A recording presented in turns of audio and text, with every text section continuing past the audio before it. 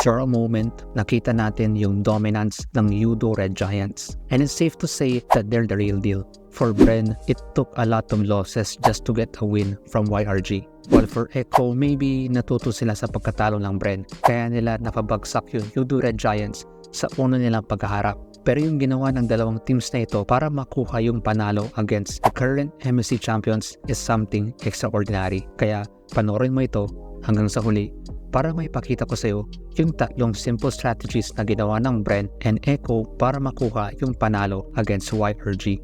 Number 1, draft. Kung may unang pakulo ang Bren and Echo para matalo ang YRG, sa draft nila unang ginawa. Based sa observation ko paano mag-draft ang YRG, may pagka-methodical yung draft nila. In simple terms, kung ano meta, stick tayo doon. Wala silang masyadong cheese strat or something new. Basta kung ano meta, anong gumagana, i-shuffle lang natin yun. So maybe, just maybe, dahil alam ng bawat teams na ganun mag-draft ang YRG, they use it to their advantage. For Echo, in my perspective, ito yung misdirection draft strategy. Kumbaga, binigay nila sa YRG yung meta heroes tapos at the very last moment, nanakawin nila yung meta na yun against YRG. Parang ganito siya. Sa 5 games between Liquid Echo at Yudo Red Giants, tingnan mo lang yung Terizla at Zas, which sa Snapdragon, isa yan sa mga meta ngayon. And for the first 3 games, pinigay lang yun ng Echo. It may seem weird at first kasi hindi ba risky na ibibigay mo yung meta kasi parang nagbibigay ka ng panalo sa kalaban? Especially sa first 3 games. Pero doon papasok yung misdirection. It may seem binibigay nila sa games 1 to 3, pero when it counts, especially sa games 4 and 5, nanakawin nila yung meta or i-counter nila yon. Kung saan sa game 4, match point sa YRG, when it counts, biglang ban ng Zask, tapos open lang natin yung Terizla kasi i-outmaneuver siya ng Cho at Fanny. And then nung game 5, tsaka lang nila hinakaw yung Zask and then ban Terizla. Like, ha? Anyari? First 3 games, binigay lang yung Terizla and Zask, and then at the very last moment, tsaka lang nila hindi binigay sa YRG. Thus, kung titingnan mo yung pattern mula sa methodical draft ng games 1 to 4, biglang pumalya sa game 5 kasi nang iba yung draft ng YRG dahil doon sa misdirection na ginawa ng Echo. For Bren, it's the usual chase strat panggulat pick sa draft. Dito, focus ka lang sa XP matchup, Glue, and then Arlot. Syempre mapapaisip ka, diba hindi na bago yan? Kasi noon palang ginagamit na yan ni Flap TZ.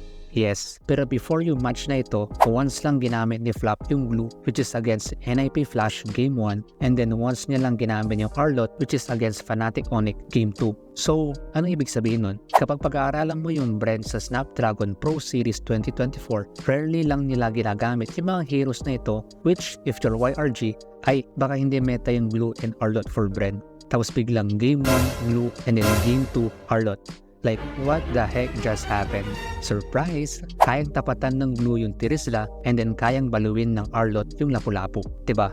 Panggulat draft. Hindi natin alam kung yun ang plano ng bawat teams on how they draft against YRG. Pero kung ganun nga, oh my goodness, yan yung trap card na hinanda ng bawat kuponan sa YRG.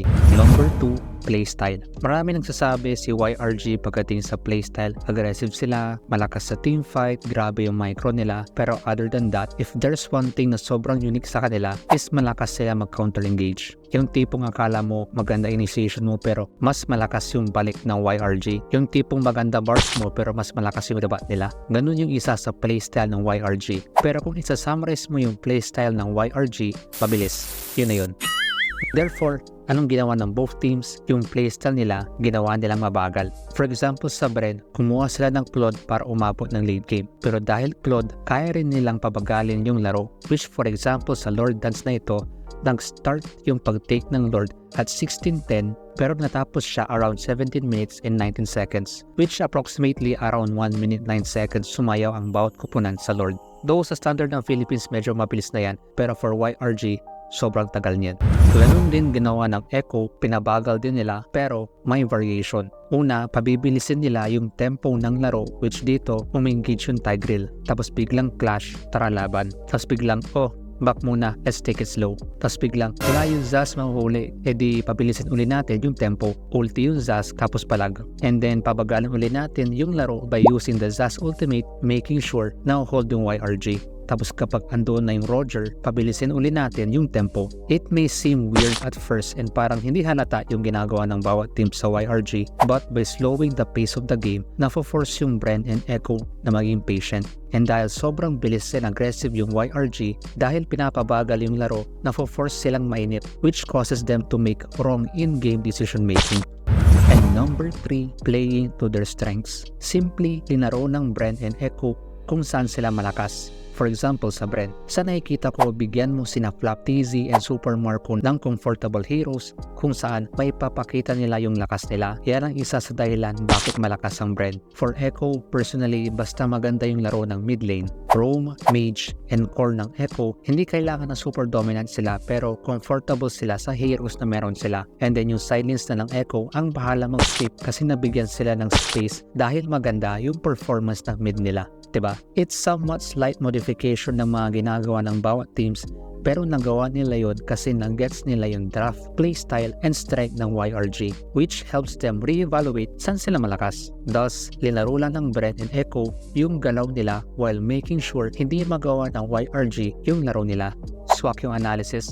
I believe meron pang mas malalim na rason paano natalo ng Bren and Echo yung almost dominant na YRG. But by understanding paano maglaro not only yung kalaban pero pati yung sarili mong team, it makes you realize the strength and weaknesses of both sides. Thus, makakatulong siya paano mo mapapalakas yung team mo and paano mo malalaman yung kahinaan ng kalaban. Check mo tong video na ito kung merong mang team na mahilig pabagalin yung laro kasi lumalakas sila sa late game, Smart Omega yon. Nagbigay ako ng konting insight ano yung nakikita kong explanation ng 18-minute Omega timers. Comment your thoughts below.